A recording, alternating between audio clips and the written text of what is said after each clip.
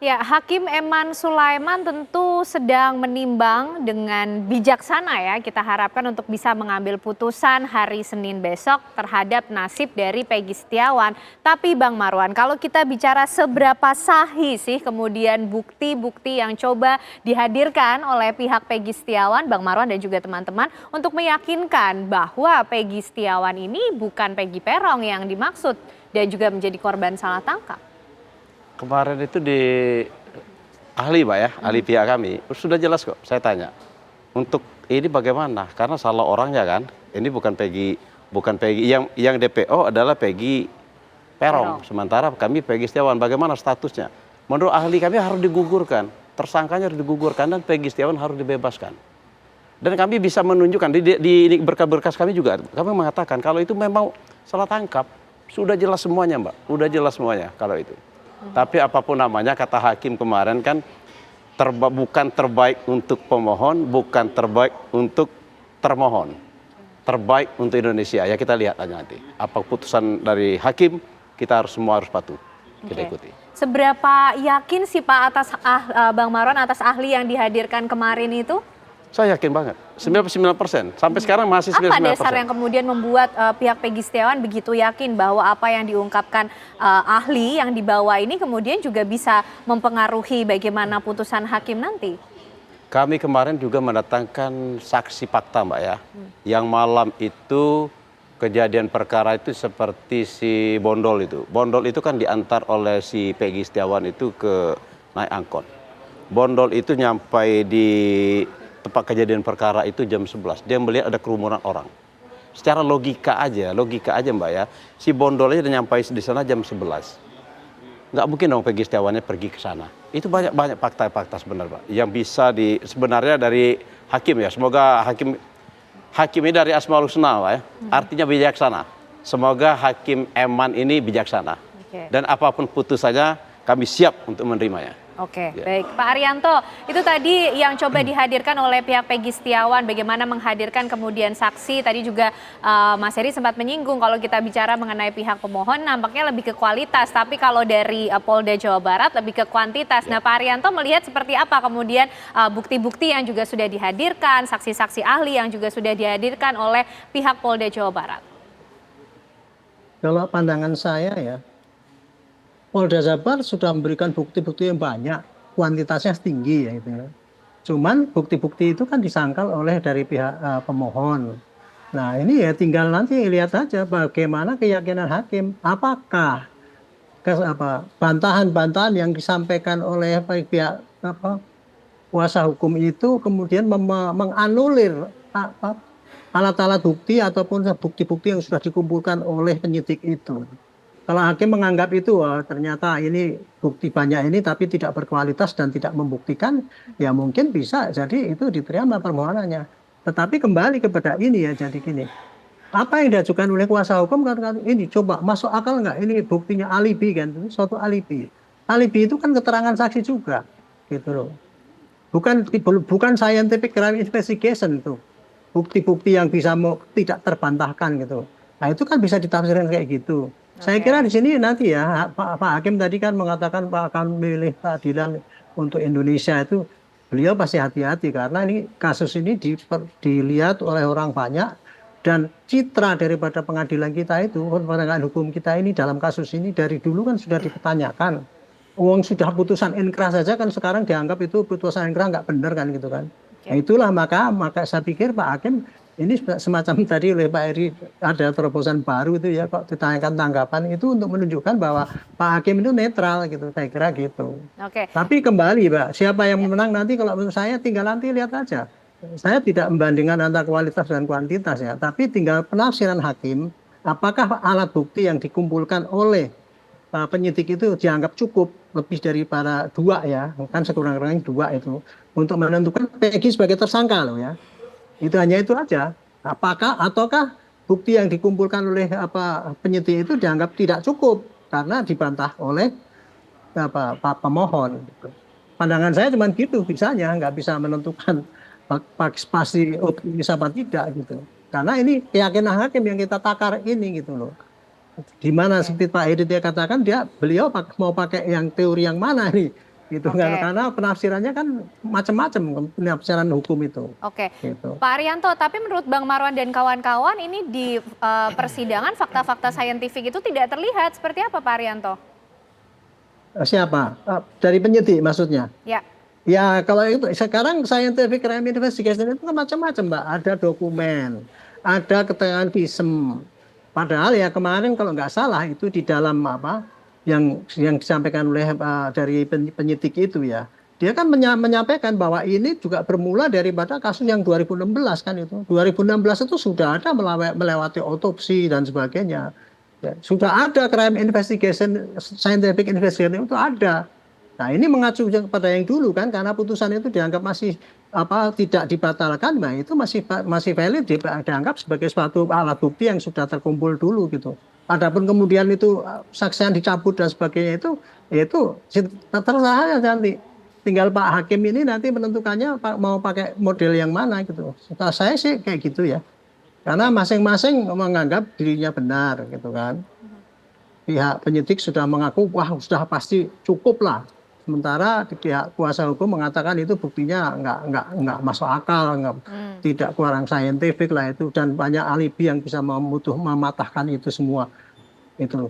oke. Kira-kira itu ya. Jadi kembali lagi ini masalahnya masalah penafsiran hakim untuk menentukan apakah cukup bukti yang dikumpulkan oleh penyidik ketika menentukan Peggy sebagai tersangka.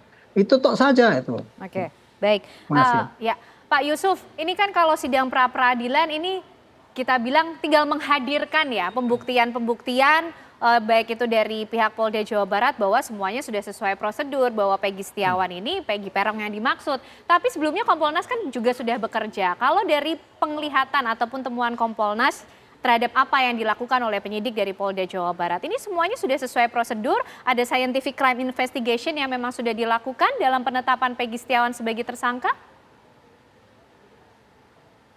Pantauan Kompolnas terakhir kita tanggal kemarin itu 21 Juni ya, dalam pemantauan langsung memang apa yang dilakukan oleh pihak penyidik itu sudah cukup banyak, dan dari apa yang sudah kami pantau ada juga yang dalam proses rencana-rencana tindak lanjut.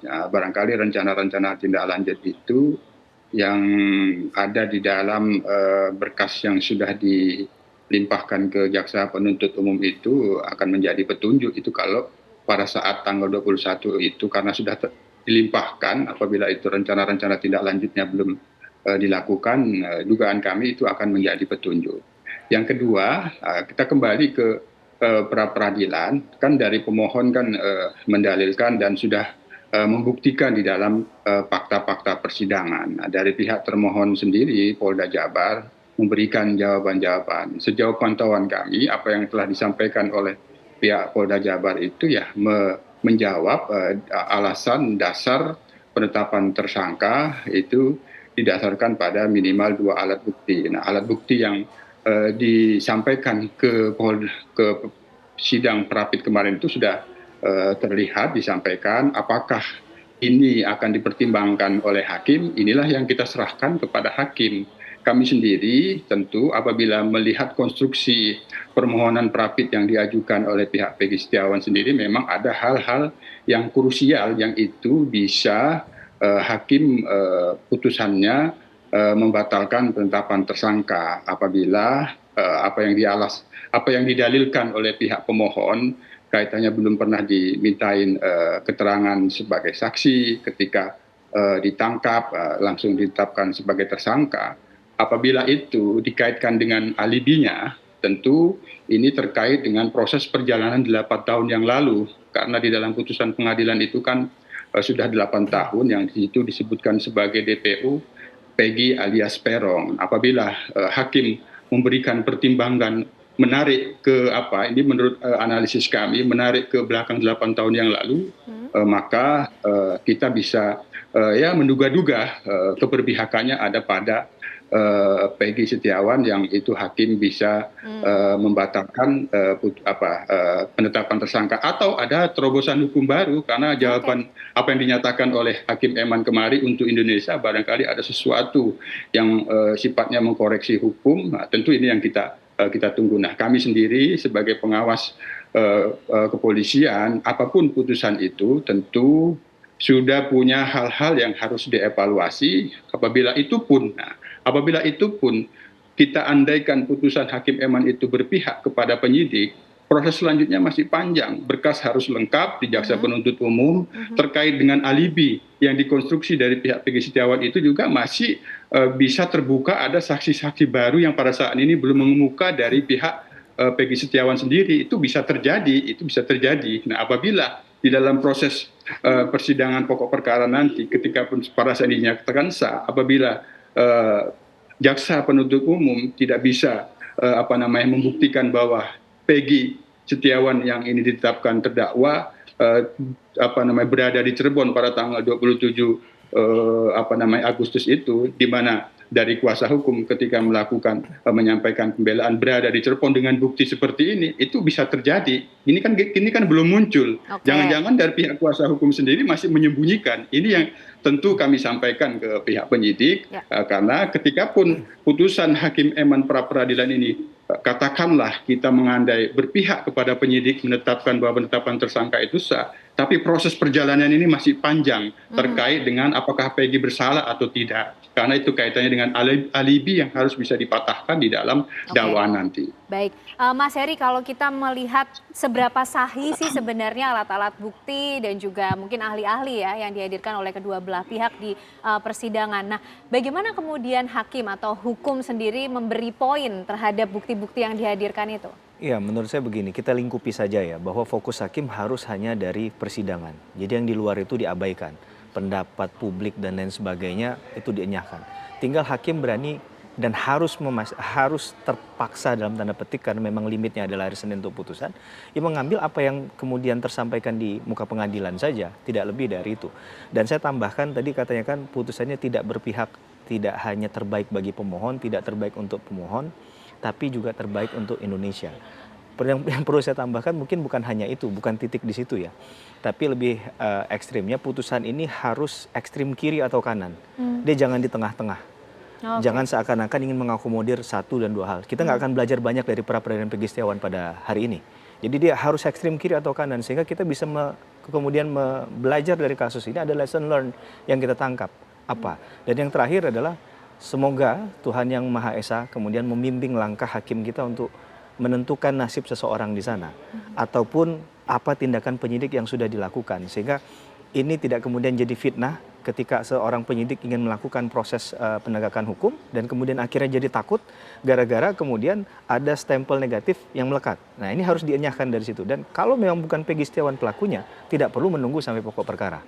Sehingga kita akan melihat ini dari sudut netralitas. Karena bicara tentang hak asasi manusia merupakan penghormatan dan penghargaan terhadap hak asasi manusia bagi setiap warga negara Indonesia. Oke. Gitu, Mbak. Baik. Nah, tentu yang menjadi pertanyaan berikutnya, lalu seperti apa dampak dari putusan Hakim Eman Sulaiman atas nasib Peggy Setiawan termasuk dalam kelengkapan P21 nanti di Kejaksaan apabila ternyata ditolak ya. Tapi dibahas usai jeda pemirsa untuk Anda sesaat lagi.